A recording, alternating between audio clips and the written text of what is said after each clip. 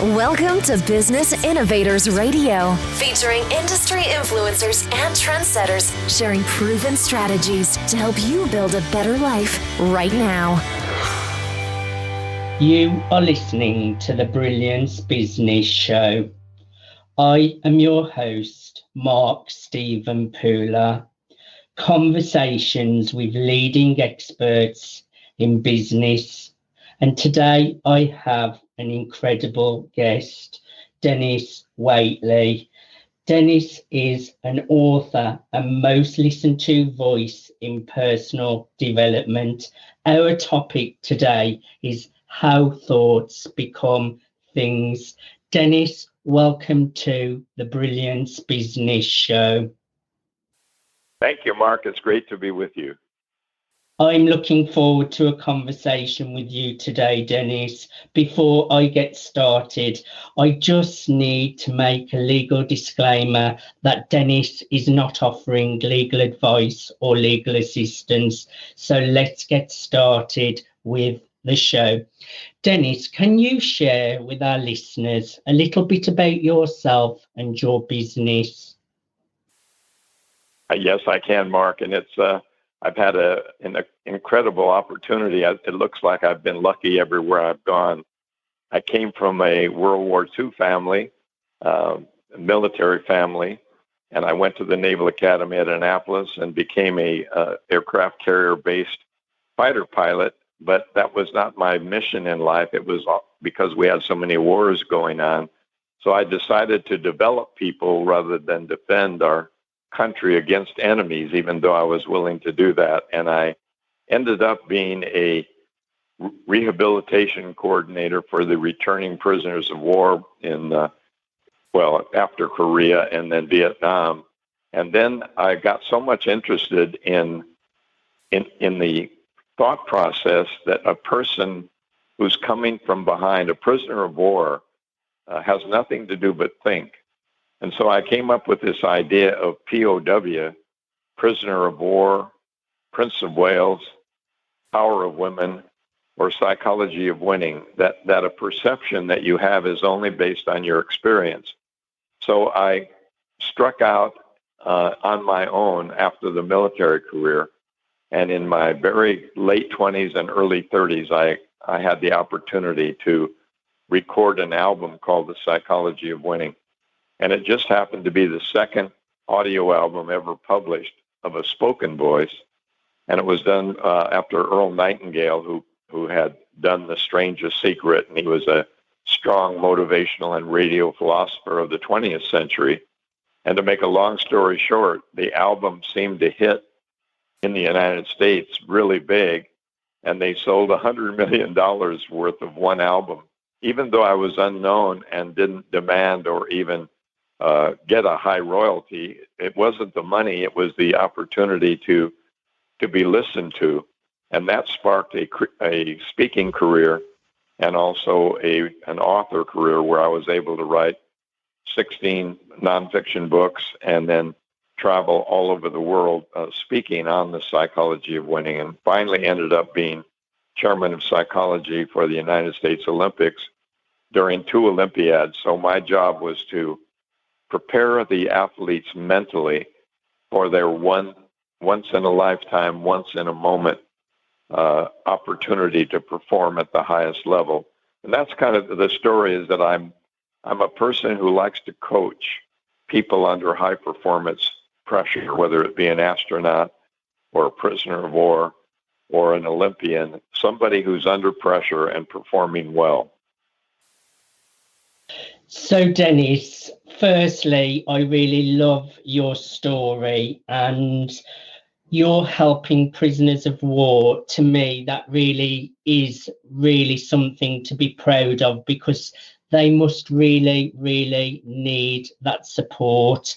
And I can now understand how you help people with their thought processes. I would also like to add, I can see why you are the most listened to voice, because your voice is very good on the ears as well, Dennis. It's really a nice voice to listen to. And also at helping Olympians as well. They really do have to have the winning mindset. And I talk about this myself. I always say with athletes, they visualize themselves winning that Olympic gold medal well before the race day. They have already won in their mind. So I really resonate with everything that you're doing in your work, Dennis. Can you share a little bit about what kind of clients you serve on a daily basis?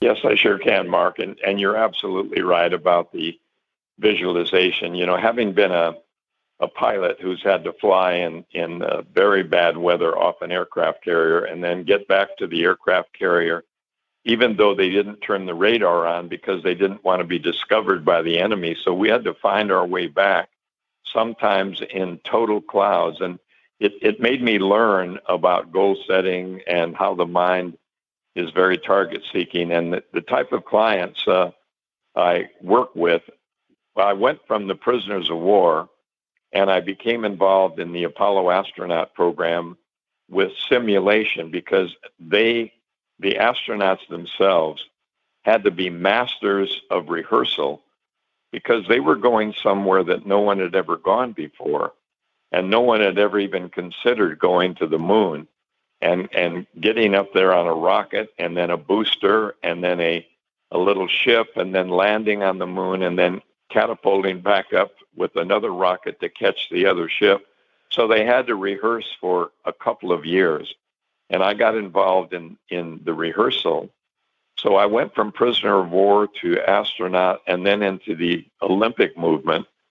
And I discovered that the brain is habit forming and creates actual neurological pathways, neural pathways that create a channel through your brain, almost like freeways, surface streets, roundabouts. In other words, the brain is just a series of crisscrossing streets under construction, cul-de-sacs, and all the thoughts that travel across these networks are traffic.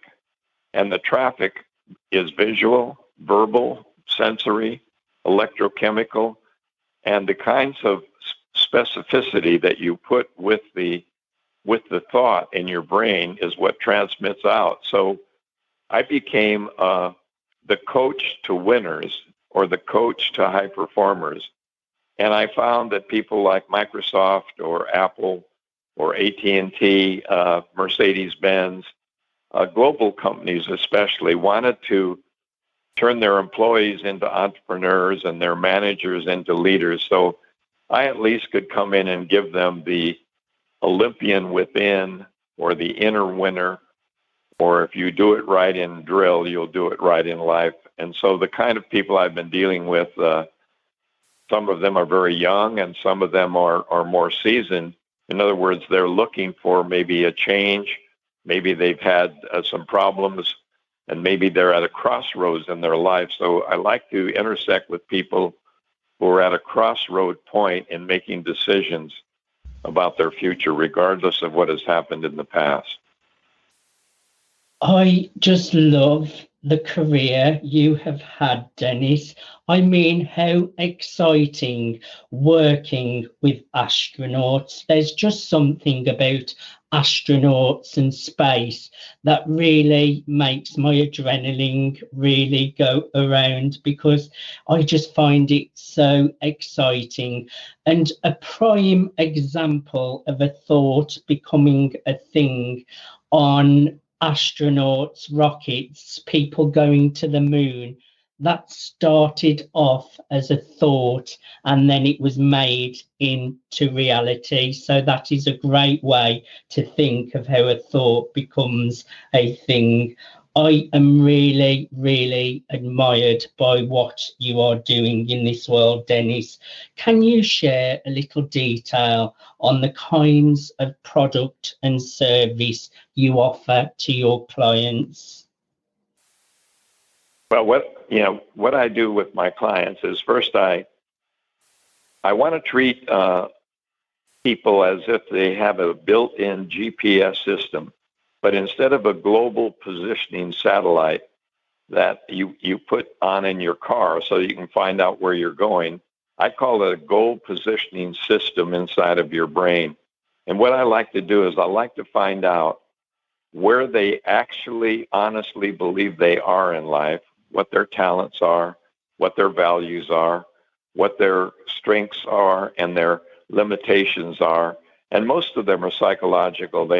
Most of them are based on secondhand information, early environment, belief systems, good and bad. So I get a position on where they believe they are in their life.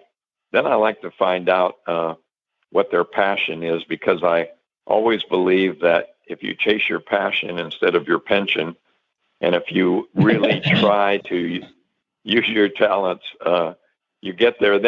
So what I do is I either do a keynote, but all over China for the last 10 years, I've been doing breakout sessions where I do maybe 30 to 40 minutes, and then I have a team led by my PhD, my doctorate of psychology daughter come in and do a breakout workshop. So I do the easy part.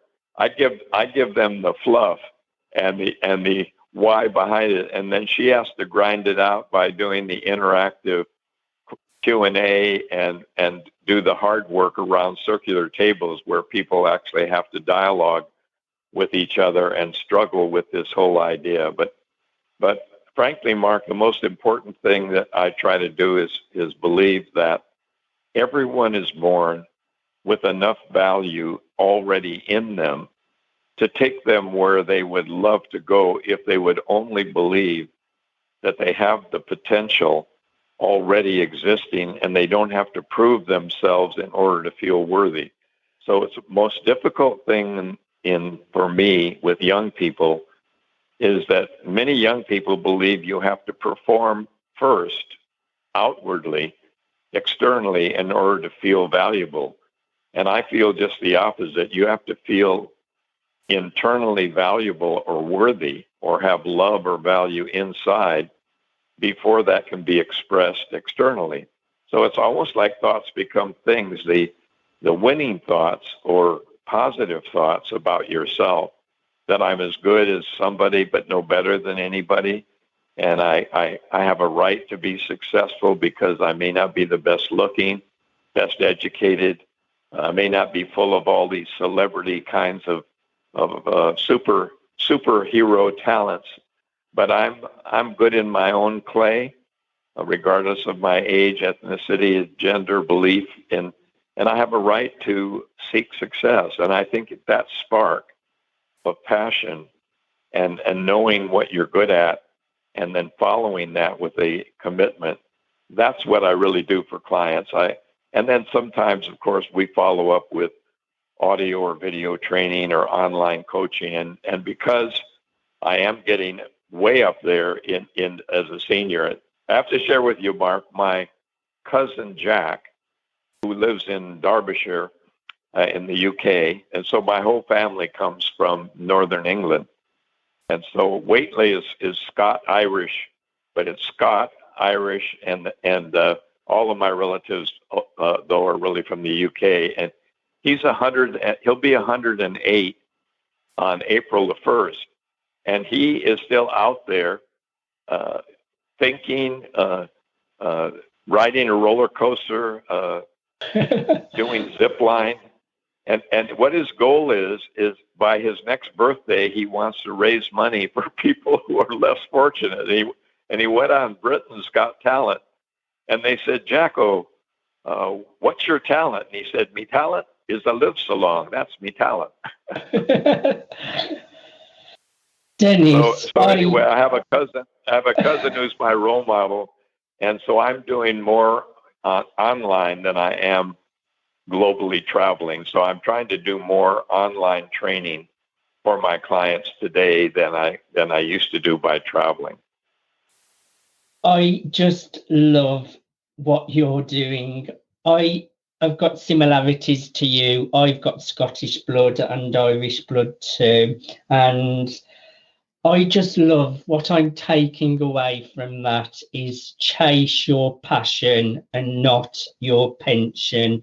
But on a serious note, giving people that belief that they are already good enough just the way they are, just by changing those belief systems, making better choices, and really believing in their own value.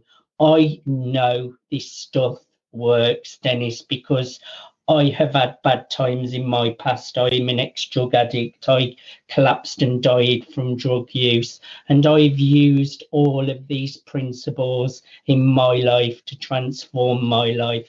So I just believe so strongly in the work that you're doing.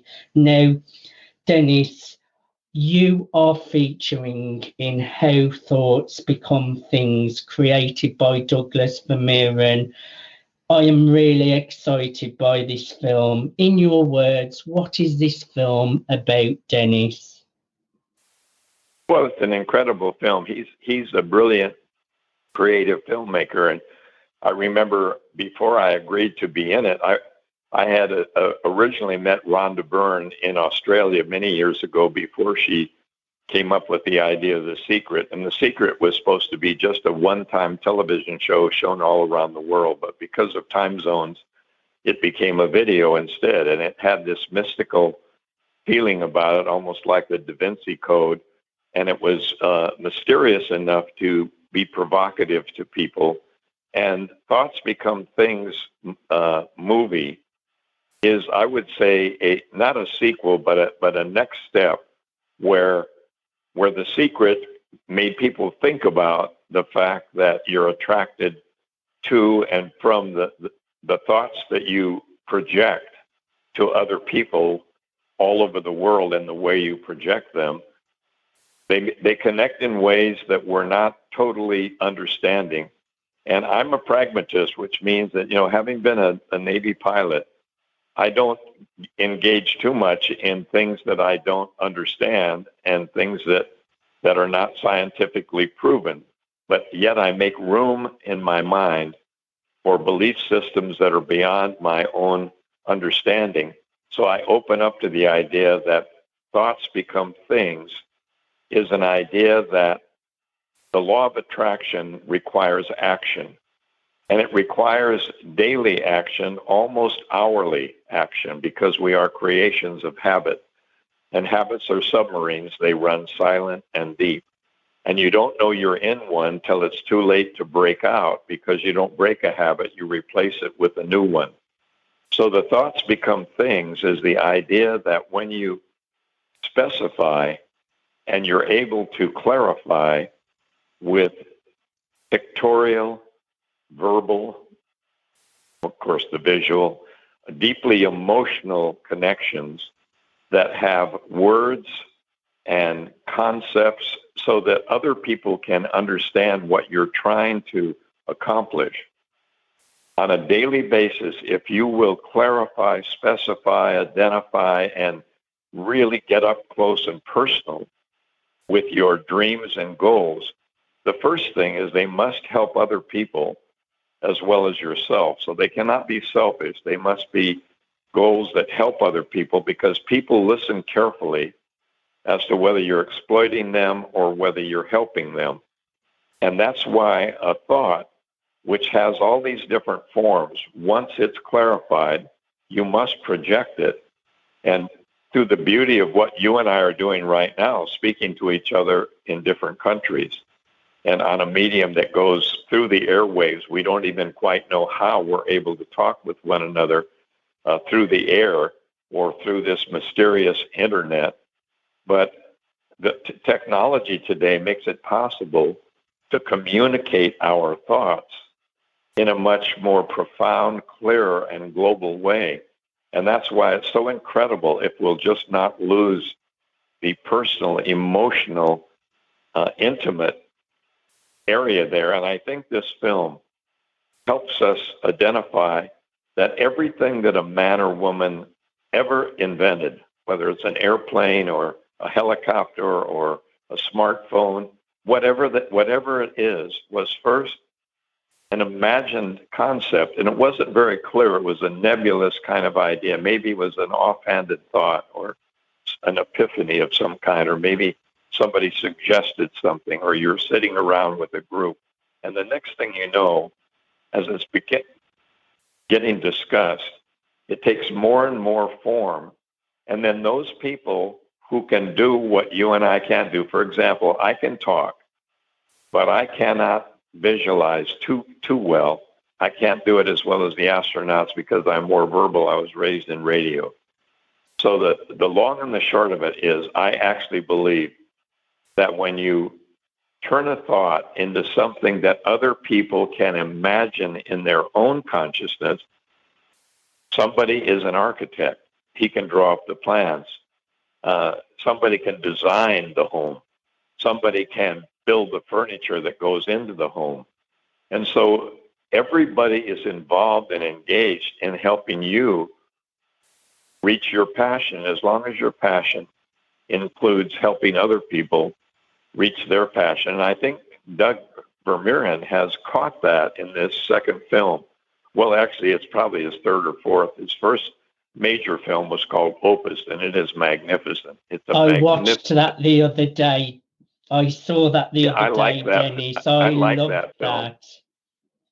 Yeah, it's a great film about the violinist, and I just love things like that where it tells the story and shows how you can turn your passion into an entire life work by just thinking and listening and meeting people. But anyway, I don't want to stray too far. I just want to say that I think that thoughts become things will be more of a clarification, because some of the same teachers are in it that were in The Secret. John Azarath on the brain, and DeMartini and Diamond. So some of the original teachers of The Secret are in this movie as well. But Doug has done a clever job of making it the next step, or what do you actually do, or how do you do it? And I just feel that it's an absolute daily habit that you must get into. It's a daily positive routine rather than a rut. So, a rut is something that we do, and it digs us deeper into unhealthy habits. And a powerful daily routine of thoughts and actions gives us a dynamic routine, like an Olympian or an astronaut preparing to do some really incredible thing. And the mind is so brilliant that it stores as reality whatever you're rehearsing. You put that beautifully, Dennis, and you mentioned a little bit how you like things to be scientifically proven. And I mentioned this to Dr. John DeMartini on our last conversation.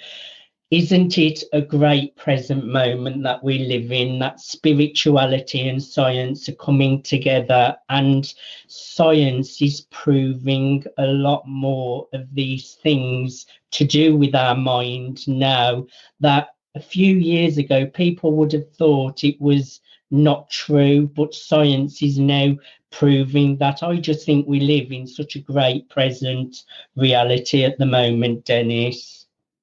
We really do, Mark, and you've also put it brilliantly, because I like science, and I know that that imagination deals with everything we don't know, and science only tries to deal with things that we think we know.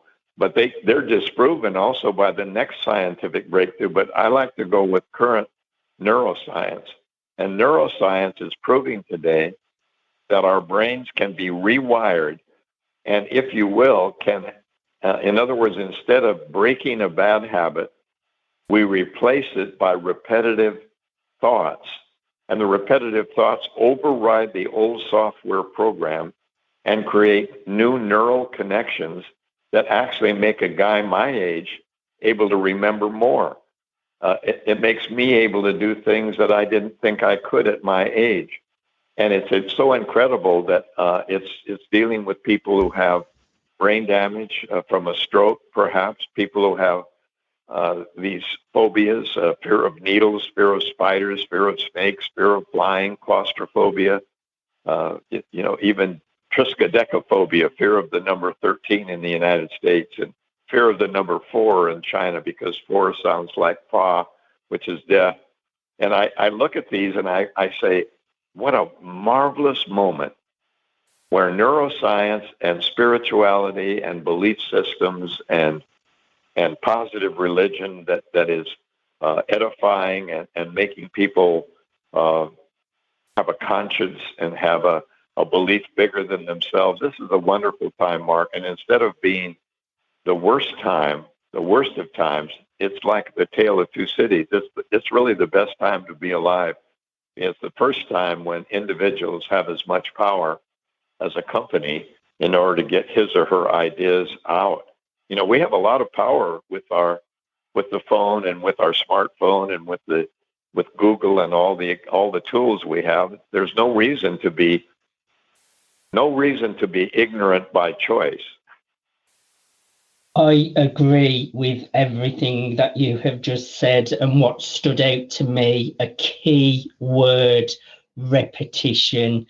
Everything has to be repeated for it to sink into the subconscious mind. Repetition is the key to success.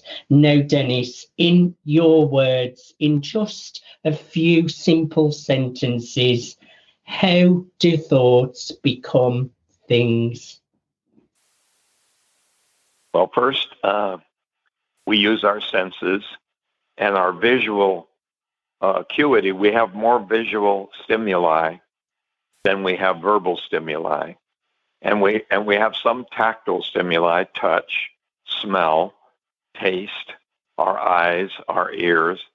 And this visual is so important. So the ability to visualize yourself as you are actually in the picture. You're not watching the movie. You're in the movie watching your future. And you're getting a desired destination in your mind.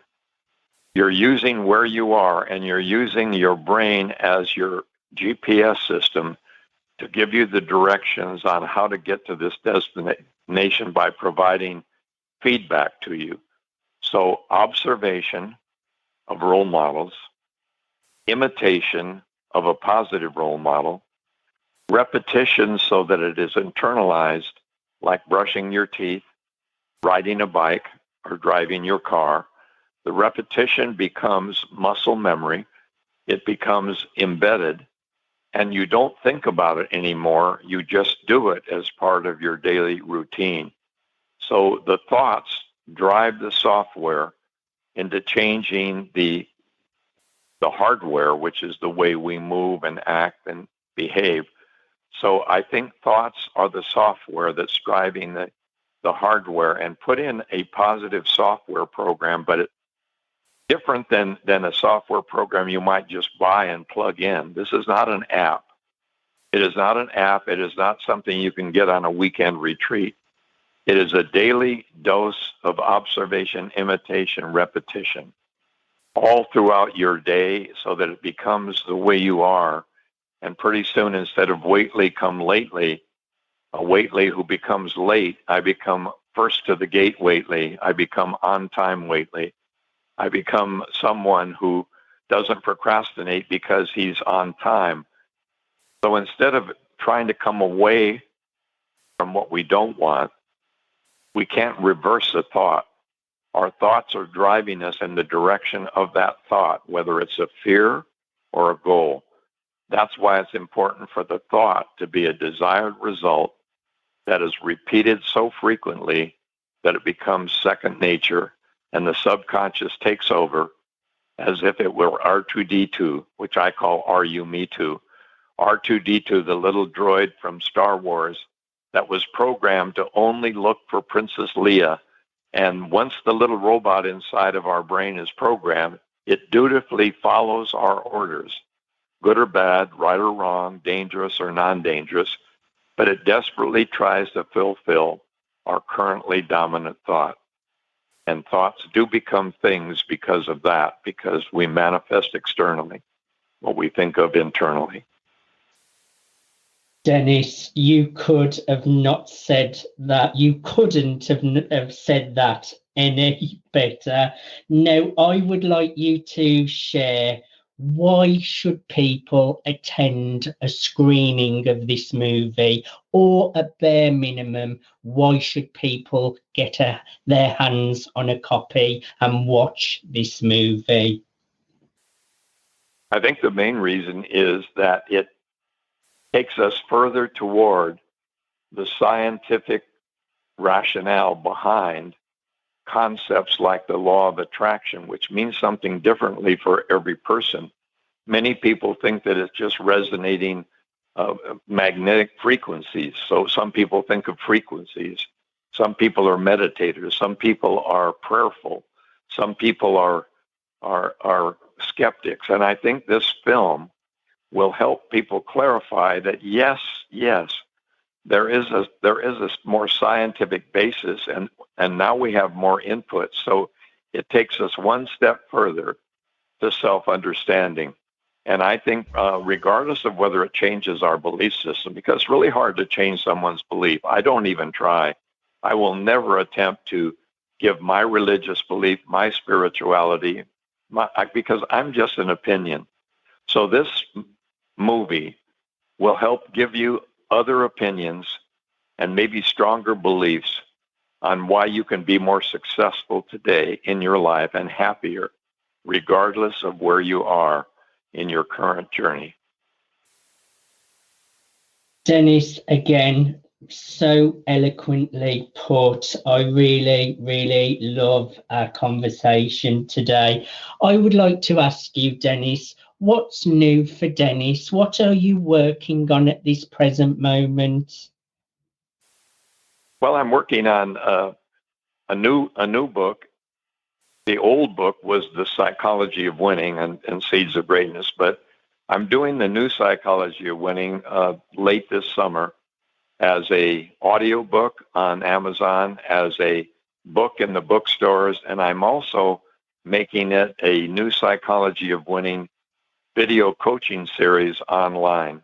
So I'm really trying to get into the brain train business, but in a positive brain train. And I'm not trying to make it something that is easy. I want people to take 6 months or a year, and I want them to put in the time and the effort. I want them to know that life is a stairway you have to climb, but not an elevator that you get to ride on to the top in one push button. So in an age of instant gratification and of instant communication, I'm going to try to take the old philosopher and create the new Psychology of Winning, Mark. And I'm so grateful to be able to be on your program. I must tell you, it's been a wonderful experience. I do need to go because I believe it or not, I have an emergency. We have an alarm that went off, which means that I have some workers that have to come and do something on my property here. So that's why I have to maybe shorten it. That's why I'm so grateful that you gave me so much time, even though I gave you a little late start. Denis, I have thoroughly enjoyed a conversation with you today. I have asked my last question. I have really, really enjoyed learning about you, your business, what you're doing in the film. And it's been an absolute honor for me to have the opportunity to interview you. My last question, Denis, is how can people connect with you? Well, they could simply look me up by going to DenisWaitley.com and just go to my website and browse. I don't have anything to sell on it. I could give them a free gift, so if they want a / or / free gift, they can. But I'm just there to browse and to look for, and there's nothing for sale there. So the good news is you can go and look, without being pitched anything. Denis, thank you so much for being my guest today. I'm going to the screening in London. I'm looking forward to seeing your part in the movie. Thank you for being on the Brilliance Business Show today.